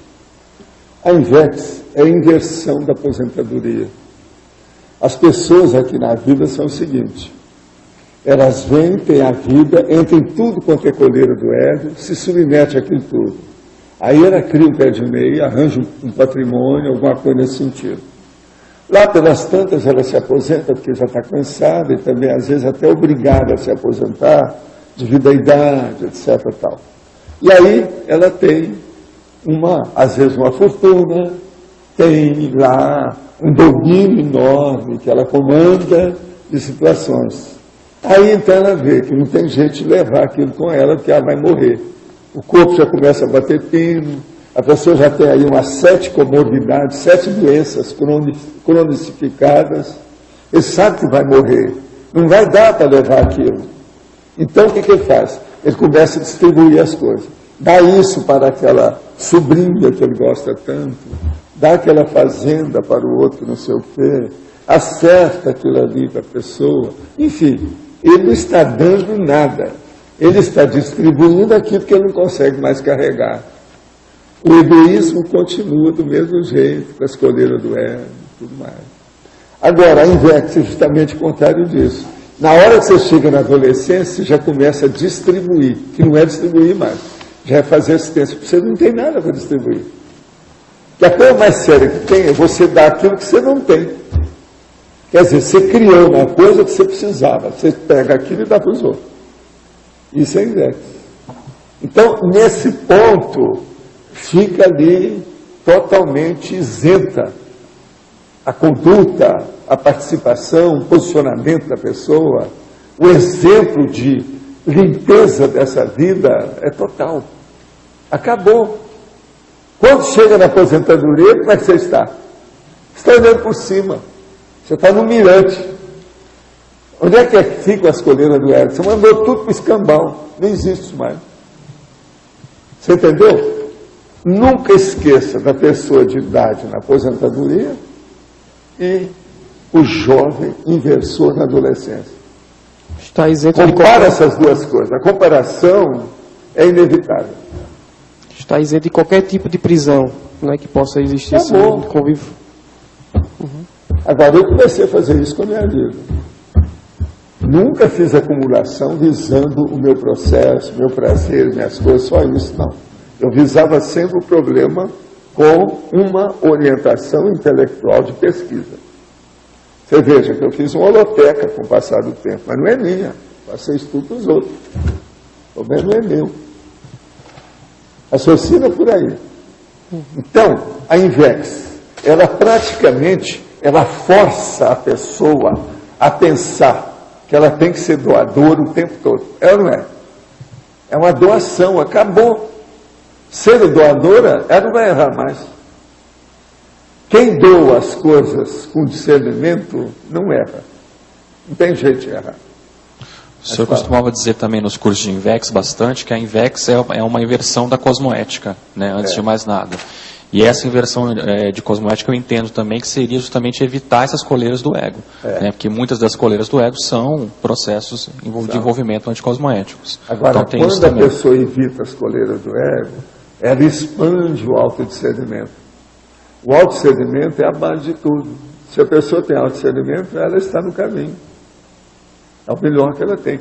Dentro daquele nível evolutivo dela, naquele momento evolutivo dela. O maior discernimento que ela tem é aquele. Ela nunca vai errar se ela fizer isso. Está claro para você? Agora, outra coisa. Por ser inversor, e essa situação toda, não pode cuspir no bofe. Você sabe o que é isso, né? Cuspir no bofe. Você não pode fazer isso nunca. Quer dizer, você não pode tirar, fazer uma represália, se vingar, ou rir, ou ficar pejorativo, ou colocar as pessoas pejorativas por causa disso. Você tem que entender o reciclante, você tem que entender o aposentado, você tem que entender a pessoa com muitas comorbidades. Entendeu? Não pode ficar por cima da carne seca. Isso é que chama cuspir no bofe, que o povo fala. Está entendendo? Você ficar por cima, você esnobar dentro de uma condição totalmente sem generosidade. Isso está errado. A gente esnoba para chamar a atenção de uma coisa burra, ultrapassada, sediça, demodê, que não interessa mais, está tudo superado. Agora, nós não podemos fazer um processo de esnobar, você está entendendo? Ser snob dentro de uma coisa que você está depreciando a outra pessoa, isso está errado. Então pensa bem, você não está caminhando para uma torre de marfim, ou trono, ou pódio. Você está indo para uma constituição, ou para um local, ou para um ambiente de maior responsabilidade. Então, o inversor tem uma responsabilidade enorme com a própria vida. Muito diferente dos outros.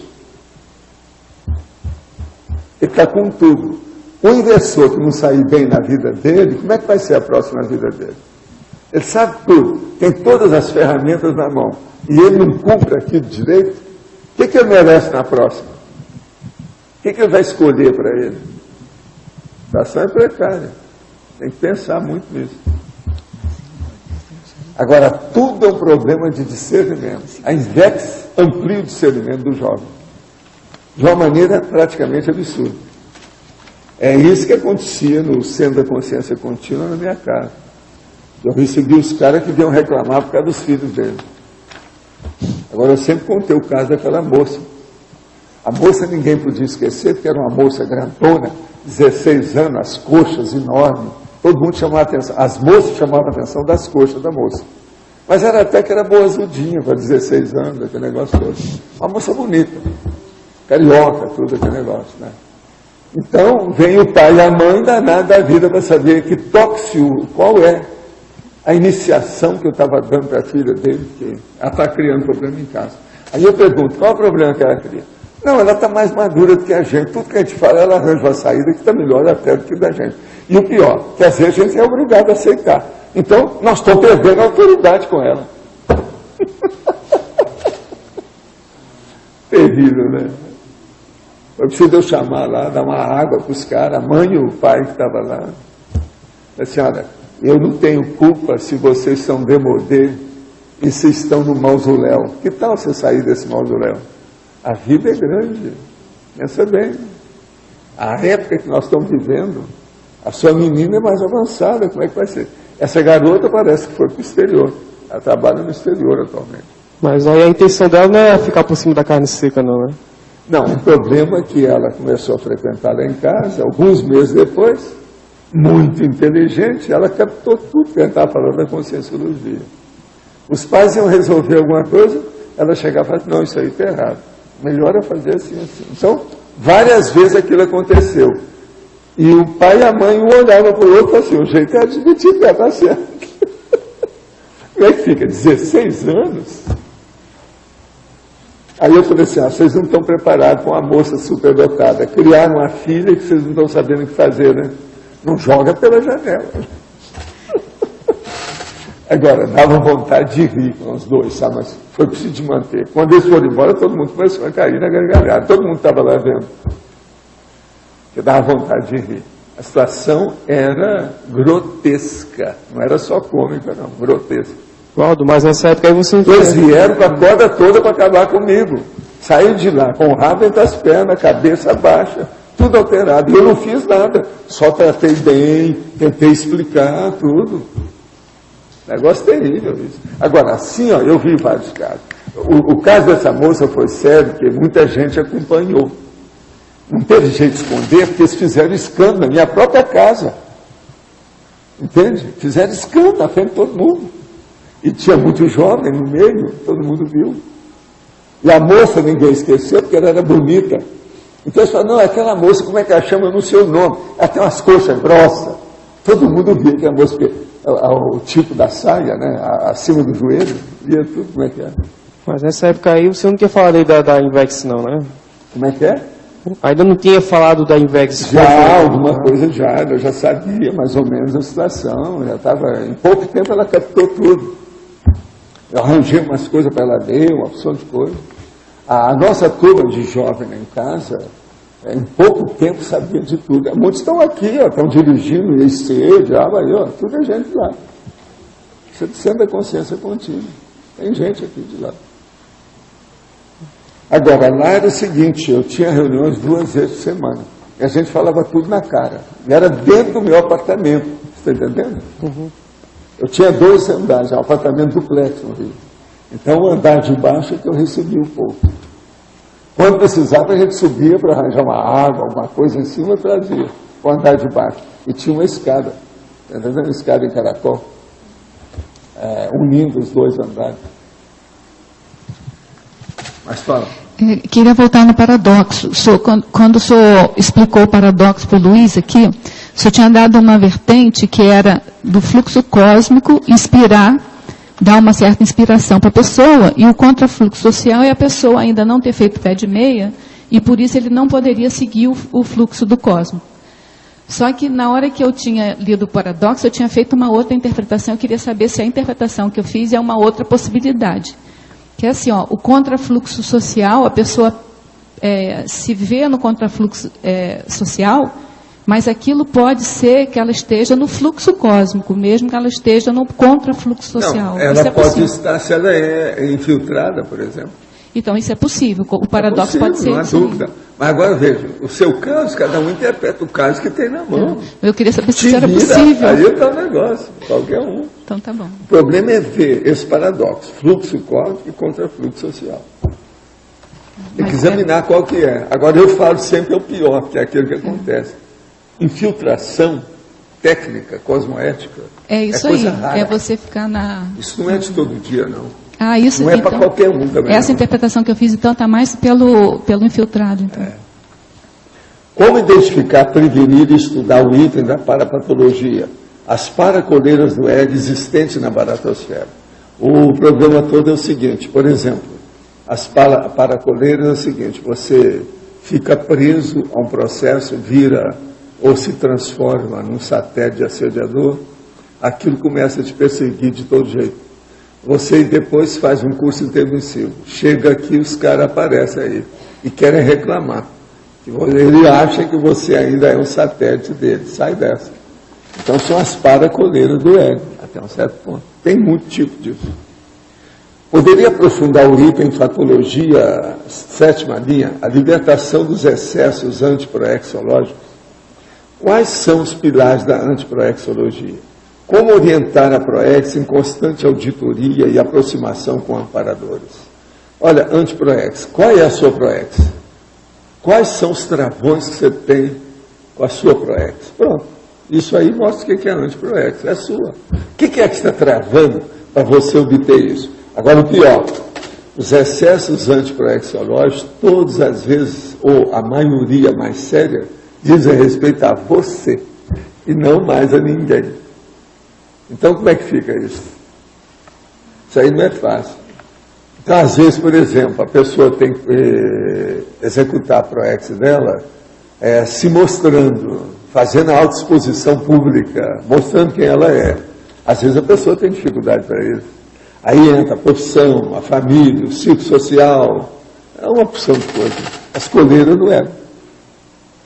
As relações internacionais mundiais são assentadas no binômio dinheiro-poder, a maior parte do tempo. Como entender o trabalho de amparadores e orientadores evolutivos em ambientes iguais à ONU e outras associações mundiais de líderes em suas coleiras do ego? Entenda o seguinte, uma pessoa entra num contexto desse como infiltrada, ela quer ajudar os outros. Então ela faz uma força danada para, naquele local, ajudar os outros. Aí os amparadores vão ajudá-la naquilo que eles podem. Agora, aí cada caso é um caso, a pessoa tem que procurar e ver o que se passa com isso. Né? Cada caso ela tem que estudar e ver, mas isso tudo é possível. Tudo depende da intenção, o que a pessoa está fazendo. Você deve ter muito cuidado com isso. Você chega e vê, entra aquela porção de pessoas, você olha, você conhece 5, mas tem mais 3. Aqueles 5 você sabe que são marginais. E aqueles 3, quem são? É um ponto de interrogação. Você não pode falar que sejam. Você não conhece, você não sabe quem é. Às vezes, eles são reféns, eles são prisioneiros, eles são uma porção de coisas. Pode ser um soldado, um policial infiltrado no meio. Então a gente tem que examinar muito para saber quem é quem, em qualquer coisa. Não se pode tirar uma conclusão de afogadilho, rapidinha, com impulsividade. Isso não dá. É a vida. Quem é que está aí com o micrófono? É a Grace? Olha só, essas coleiras, quando ela vem de outras vidas, isso também é para a coleira? É. Ela vem dentro, íncita, dentro da paragenética da pessoa. Acaba aflorando aqui, ó, quando ela vem viver no novo corpo. É a vida. Você hoje sentou bem lá em cima, hein? É? Que eu cheguei atrasada. Ah, isso é por causa da chuva, garanto. É? Efeito Fittipaldi. É. Mas então, Luiz. Paulo, estava lembrando do livro Projeções da Consciência, naquela saída do corpo que você está infiltrado lá, até que eles te descobriram. É que é, não entendi nada. Que estava... Você estava lendo Projeção da Consciência. O que você estava lendo? Um livro Projeções da Consciência, onde você está infiltrado lá, nessa projeção. Sim. Ah, sim. Pois é, mas esses resgates extrafísicos que a gente faz com o amparador ajuda, tudo é infiltrado. Isso é muito comum. Agora, foi numa dessas que eles quase me mataram. Isso. Pois é. Que eles uma dessa que foi brava. Lanças, Tem várias dessas assim. Agora, tem muita assistência nisso tudo, né? A gente precisa ver como é que fica a assistência. Resgate extrafísico, quando entra com sim, quase sempre é infiltrado. Isso é uma regra deles. Agora, quem orienta é amparador, é evoluciólogo, é gente boa. Senão a pessoa não entra nisso. Fazer o resgate pela própria pessoa, sem mais nem menos, sem conhecer as coisas, é morte certa. É dessoma. É um perigo. Não, você já explica aí que o amparador foi com você, deixou você lá. Pois é. Quando é assim, a situação é outra, né? Com açúcar, até eu. A coisa muda de figura, não? É o jeito. Agora, a vida, gente, a gente precisa muito das companhias e do trabalho de assistência recíproca, mútua. É o jeito. Essa assistência mútua é importantíssima. A gente tem que ter uma assistência mútua do nosso lado. Aí você parte para o outro lado dos assistidos. Esse é o caminho melhor que tem. A melhor coisa que tem para você assistir uma determinada consciência é escutar o amparador daquela consciência junto com o seu amparador. Isso seria o ideal para tudo. Mas nem sempre a gente consegue. O que você queria? Estava analisando em numerologia, eu não consegui decifrar a ordem. Parece se ela é crescente ou decrescente. A raça, a classe, a religião, a escola, a instituição profissional, o clube, o partido político. Não sei se ela tem uma ordem crescente ou decrescente. Dependendo do processo da sociedade, essas coisas variam muito. Os pesos são muito parecidos, né? O peso de cada uma dessas áreas. Pensa só nisso. Raça, classe, religião, escola, instituição profissional, clube, partido político. Isso aqui são os clássicos da coleira do ego. Então, o conteúdo aqui está perfeito, mas em termos de ordem, parece que ela vai... A ordem varia. Ela sobe e desce, parece. A ordem varia, mas agora, por exemplo, a raça é terrível, né? Vocês sabem que o Sheik esteve aí falando, né, com a turma. Eu já escutei 3 pessoas, o que eles acharam. Todo mundo gostou da vida do Sheik. Agora, as opiniões dele com relação a nós são totalmente antipódicas. Entende? Eu não estou falando que são antipáticas, não é isso? São antipódicas. Quer dizer, são, vamos dizer, totalmente em outro nível, extremas, radicais. Radicalmente diferentes. Agora, ele falou isso claramente, a turma também andou perguntando para ele claramente. Vamos dizer, a máxima aqui, em termos de coleira, seria a religião. Você parece que já tinha até falado. É, a religião, mas o negócio da raça é a raça sério. Também. A raça vem antes da religião. Vem antes. Por exemplo, olha aí o processo árabe. É a raça primeiro, não é isso? Depois a classe. Ele mesmo falou lá de 5 etnias diferentes dentro dos islâmicos. Eu queria fazer uma pergunta com relação ao negócio de religião. A gente sabe que nenhuma delas é tudo dogma, nenhuma serve. Mas o fato de um dos princípios do catolicismo ser da outra face, ou seja, o perdão, e todas as outras, a islâmica, por exemplo, pelo que o Sheik falou, ele tem o perdão, mas tem também olho por olho, e ainda tem o negocinho que é de você receber a indenização. Mas o judaísmo, por exemplo, é olho por olho. Isso caracteriza algum tipo de como que eu vou dizer, de melhora para o cristianismo em relação às outras? Não, é tudo igual, né? Tudo é uma droga só. Né? Porque a gente ficou pensando sobre isso, porque o catolicismo... O termo seria isso na minha terra. Não tem atenuante, não, né? Não tem atenuante, não, né? A terra é droga. Porque eu sei que é tudo uma hipocrisia, mas acontece que... Esse é o cara que vem me falar, mas Valdo, você estava no Espiritismo, é a melhor onda, o nível dessas religiões todas que tem. Assim, mas você falou, é religião. Meu problema é a religião, não é o Espiritismo. Não, eu entendi. Meu problema não é o islamismo, é a religião. É que alguém me perguntou isso, eu falei que da não. Minha religião eu dou uma geral nesse processo, não me interessa. Não interessa, a religião não interessa. E olha, eu penso, isso agora é a minha hipótese, eu penso que todo mundo que tiver muita retrocognição vai ficar totalmente averso às religiões em geral. Por quê? É uma das coisas que mais criaram problema para nós. No início foi ótimo, depois só criou problema com o passar do tempo. No início foi ótimo para quem? Para a gente? Não. No início foi ótimo, porque a pessoa no início se sente muito bem, até casamento é assim. Você vê que um monte de casamento tem lua de mel. Entendi. No início. Uma coisa é o início das coisas, outra coisa é a manutenção. Começar qualquer coisa é muito fácil, manter é muito difícil. Agora, Valdo, o Jake é muito simpático, mas quando ele começou a falar, eu prestei atenção 5 minutos, eu fiquei todo o tempo lá, mas quando ele começou a falar, eu acredito em Deus, eu pensei para mim, estamos na calçada da frente, não estamos em outra rua, na outra vereda. Já aí definiu tudo. Quem é que quer fazer algum comentário? Você? Professor Valdo. Quem é que quer comentar? Professor Valdo. O microfone está aí. Aqui, professor Valdo. Pode falar. Eu achei muito interessante que aí no final, a gente já estava até fora do auditório, e aí foi resolvido de eu doar 2 volteis, né? Voltei para contar.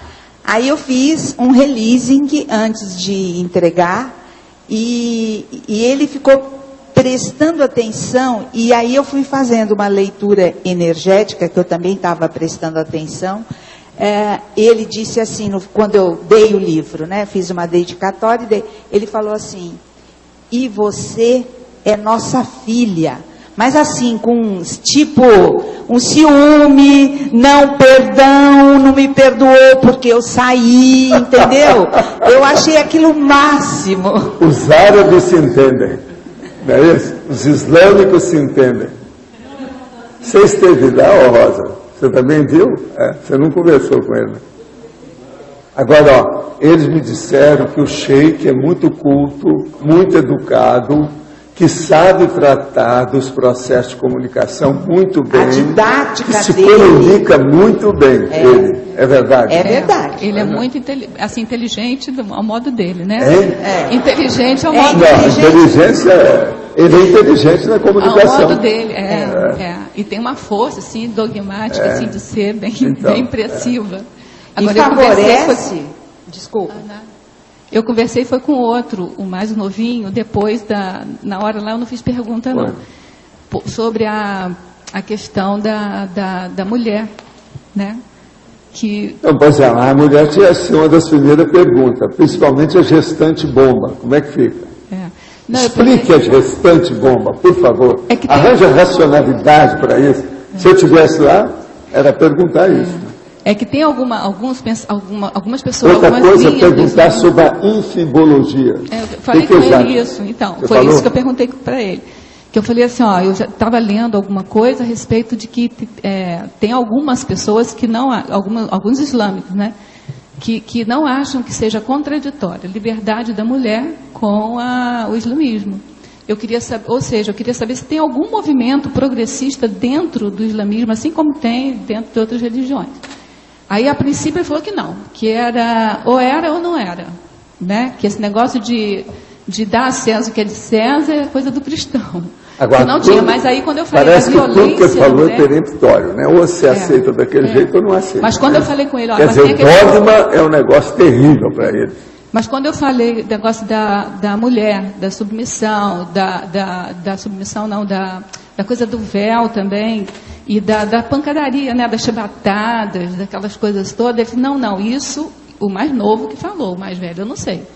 Isso a gente está contra. Aí eu falei da infibulação nessa hora. Ele falou que era contra. Mas... pedir a senhora dele, porque ele é casado, né? Pedir a senhora dele para vir para falar. Essa que seria bom para o Moreirinho nosso perguntar. Uma mulher lá deles, eu acho que seria melhor do que um homem. Não havia. Para expor o que é que a gente acha e o que eles acham. Não havia. Outra vez que aparecer, fala assim, ó, traz a sua mulher também para ela dar uma conferência. Agora, professor Valdo, a justificativa deles de botar as mulheres cobertas e de andar na frente das mulheres é para proteger as mulheres. Aí eu, assim, é porque eu estava... Aí eu sabe, veio aqui, depois eu não levantei para falar, mas assim, por que não é mais fácil educar os homens do que tapar as mulheres, entendeu? Porque isso não é possível. Agora, o problema é que eles têm a mulher inferiormente, né? Querendo ou não. No tanto jeito, o nível inferior, né? A mulher. O nível? O nível social. Da mulher inferior. A lei islâmica diz que a mulher vale a metade do homem na herança. Agora, quanto vale uma cadela? Uma cadela, por exemplo, vale quanto? Se ela vale 50%, a cadela vale quanto? Só para a gente fazer. Reúne quantas cadelas para dar uma mulher? Eles falam geralmente camelo. Você sabe que uma vez quiser trocar minha mulher por camelo, lá em New York, né? O cara veio propor. Né? Isso aconteceu com a minha mulher. Eles, assim, o tempo todo falando que era resultado científico, que era pesquisa, que era científico. Eles falavam muito essa palavra. O que é científico? Que os resultados dele, eles se diziam científicos lá. E do conhecimento lá. Eles falaram essa expressão. Só que assim, a premissa básica era acreditar. Entendeu? Aí eu fiquei pensando assim. A primeira coisa que a turma falou foi: nós somos do princípio da descrença. Não, isso foi falado. O Alexandre falou de imediato. Então ele deve ter falado. Não, eu sou totalmente contra isso. Falou. Alexandre falou, foi ótimo. Alexandre abriu lá o evento lá, falando que a gente tinha um princípio da descrença. E ele aí teve que abrir a palestra dele falando que era tudo. Porque o Islã significa submissão. 1 bilhão e 200 milhões de pessoas, né? A maioria pensa desse jeito. Isso em pleno século XXI. Hein?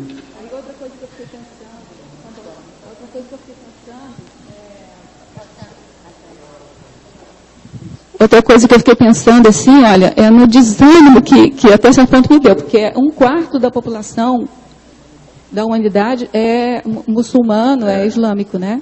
E é da submissão, e é assim, qualquer coisa que o senhor fala, a resposta, não tem uma resposta assim de raciocínio, é tudo porque está escrito no Corão. E eu fico me perguntando, 1/4 da população é muita gente. E sabe qual a esperança que se tem? É muita gente. Você acha que eles fazem orações 5 vezes por dia, todo mundo? Olha, professor Valdo, não sei.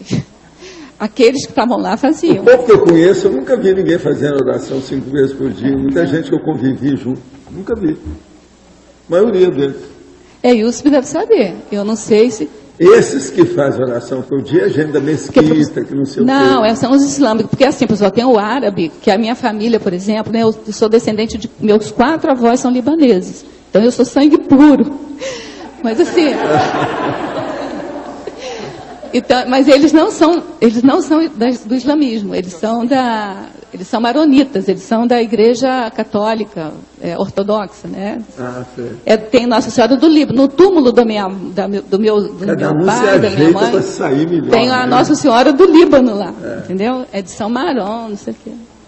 Agora, então, assim, a maioria dos... De modo geral, acho que a vinda dele foi boa para esclarecer a nossa equipe aí, né? Saber eu aprendi um monte de coisa. E uma outra coisa, professor, eu achei assim, que a mim, né, acredito que para muita gente, a gente teve uma oportunidade de repensar a capacidade, seja ela intelectual, posicional dele, daquela consciência, e ainda está naquela condição, né?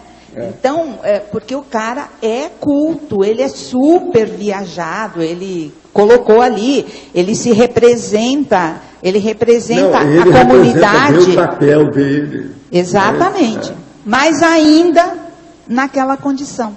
Agora me conta, Wilson, você esteve lá, você gostou da conferência? Sim. Eu gostei. Quem? O Wilson?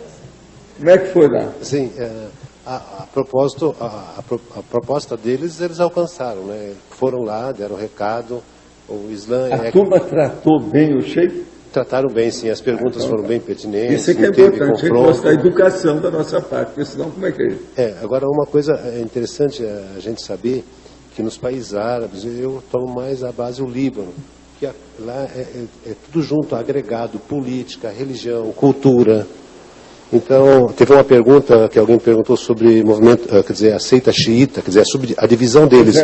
Xiita dos Hamas, por exemplo, os sunitas, como é que fica isso? Então, a divisão... Estão matando uns aos outros. Alguém perguntou isso para ele? Não, mas perguntaram sobre a divisão xiita e sunita. Então ele falou, não, está tudo certo, está tudo bem. A proposta dele é o quê? Ele é xiita? Ele não, sunita. As pessoas que frequentam a mesquita é sunita. A turma aqui é sunita? Não, as pessoas que frequentam a mesquita são sunitas. As pessoas que frequentam Husseini vem do nome Hussein, é um mártir deles. Aqui então, tem os dois tipos. Não, é por causa desse Hussein que alguém matou ele lá há 1000 anos atrás, aí houve a cisão, a divisão do islamismo e se tornaram xiitas. Então os xiitas ficam na José Maria de Brito, não sei se vocês conhecem, não é uma mesquita assim. Agora me conta, aqui tem a mesquita, essa mesquita é do sunita? A grandona, a bonita, é dos sunitas. A outra que é mais uma associação, uma sociedade, é dos xiitas. Eles têm sheiks deles, eles têm escola separada. Esse aí é sunita. Sunita, os que vieram aqui são sunitas. Quer dizer que nós precisamos agora de ouvir os xiitas. Os xiitas. E os maronitas. E os maronitas também. É, os maronitas. Não, aí eu represento os maronitas. Maronita. Agora, Youssef. Sobre as mulheres... Agora, não, ninguém falou. O ideal seria trazer uma mulher deles para falar, fazer uma conferência para nós. Sim. E tem várias. Youssef, a maioria a maioria dos árabes aqui de Foz do Iguaçu, no começo eles são maronitas, são não. São o quê? Não. Maronita é cristão. Então, eles são cristãos ou são islâmicos? Não. O termo maronita é cristão. Não. Então, a maioria que tem aqui, 99%, são muçulmanos, não são cristãos. Então são de origem maronita, deve ser eu e você, mais uma meia dúzia.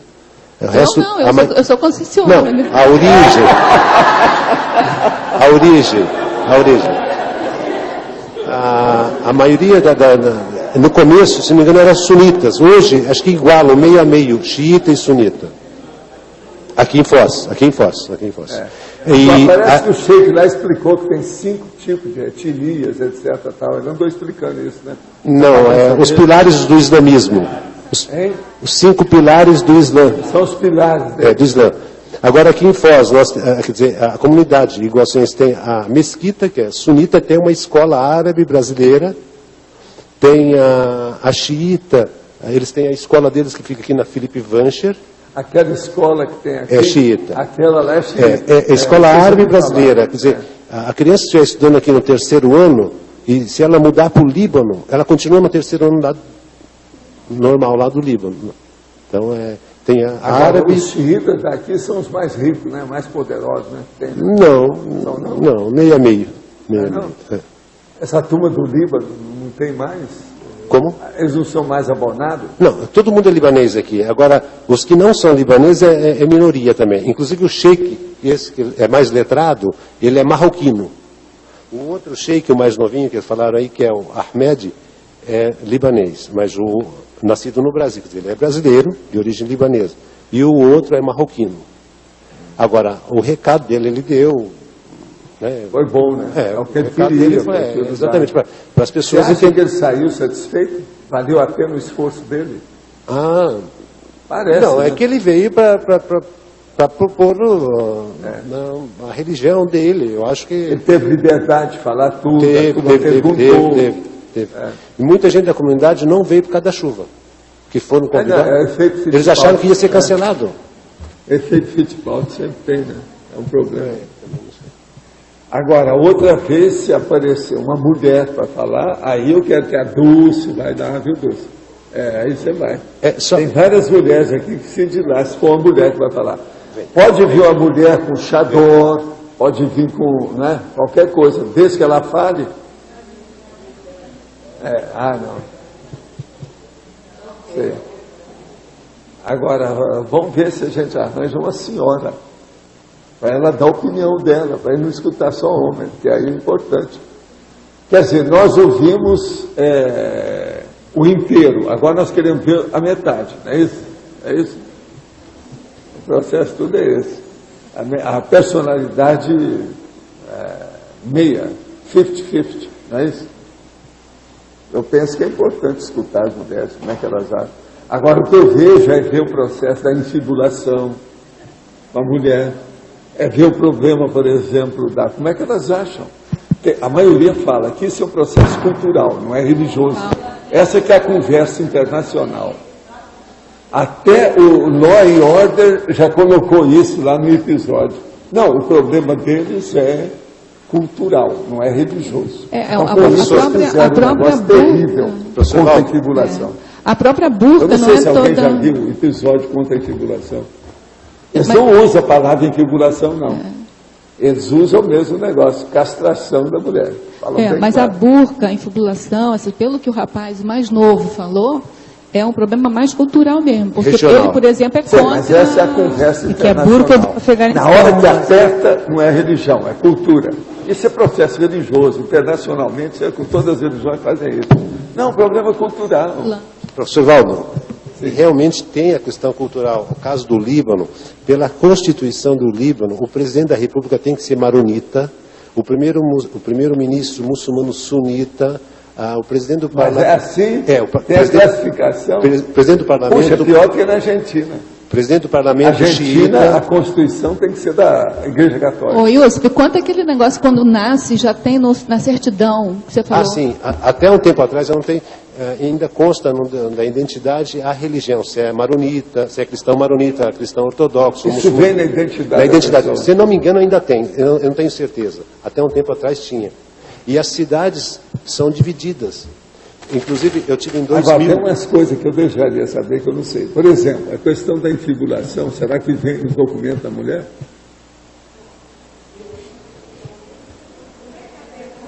Como que é a pergunta? Se ela foi infibulada, se vem isso no documento dela. Se na mulher? Não, cidadão libanês. Os libaneses todos tinham. Se é maronita, se é cristão, maronita. Não é isso. Se ela é castrada. A infibulação, se isso está escrito em algum lugar dela, de algum documento dela. Isso que o Sheik explicou para nós, é mais na questão africana, é regional. É mais africana. Isso nos países árabes. Por isso que ele explicou, é mais da África. Mas são 28 países que praticam isso, um monte deles são árabes. Mas no Líbano, por exemplo, não tem isso, outros países não têm. Agora, eles levam para esse lado. Não, aí, quando o negócio não interessa, é cultural. Quando o negócio interessa, é religioso. Mas aí mostra que o dogma está todo errado, porque se é um escrito só, se é um Alcorão só, tinha que ser igual, né? Você não pode sair do... Agora, por isso que eu desejaria de ouvir são as mulheres. Eu dou muito valor para a mulher. Para mim, a mulher não é metade não, tá? Eu aviso para vocês. Se não fosse as mulheres, não teria fazendo nada aqui na minha vida. Tudo ia dar para trás. Eu devo muito de tudo que eu faço às mulheres. São muito mais que 50%. O negócio é muito mais sério. Tá certo? Então, os nossos comerciais, por favor. Obrigada. As pontuações da tertúlia de hoje foram 70 assinaturas no livro de presença, 23 perguntas presenciais, 21 perguntas respondidas online, 32 votos presenciais, 24 votos online. Hoje temos 2 recados: Rosemary, curso Formação de Autores, a mim, curso 40 Manobras. Só lembrar quem ainda não pegou o resultado da prova da imagística, o Roberto vai estar lá na sala da monitoria para continuar entregando as provas. O meu convite às pessoas que estão escrevendo livros conscienciológicos ou pretendem escrever. O curso Formação de Autores está com as inscrições abertas. A nova turma vai se iniciar agora em maio, na segunda semana de maio. São 7 módulos. É um curso que tem bastante aprofundamento na escrita conscienciológica. O foco é a escrita de livros conscienciológicos. Então, tem um acompanhamento de autores, de pessoas que já conseguiram publicar seus livros. E a pessoa tem a oportunidade de fazer intercâmbio e aprofundar mesmo em imersão na escrita da sua obra conscienciológica. As informações podem ser adquiridas e as inscrições na recepção do CAEC. Obrigada. Boa tarde. É só para lembrar a todos que o curso 40 Manobras Energéticas ocorre daqui a aproximadamente 20 dias. Então, se você ainda não fez inscrição para um curso que vai exercitar todas as manobras energéticas individualmente, visando a desenvoltura do nosso manejo das bioenergias no dia a dia, por favor, façam as suas inscrições na recepção do CAEC. Lembrando que o curso é ministrado pelo professor Mário Oliveira. Obrigada e até lá. O verbete eleito para amanhã é Seleção Consciencial e a especialidade Autocosmoeticologia. Obrigada e boa tarde a todos.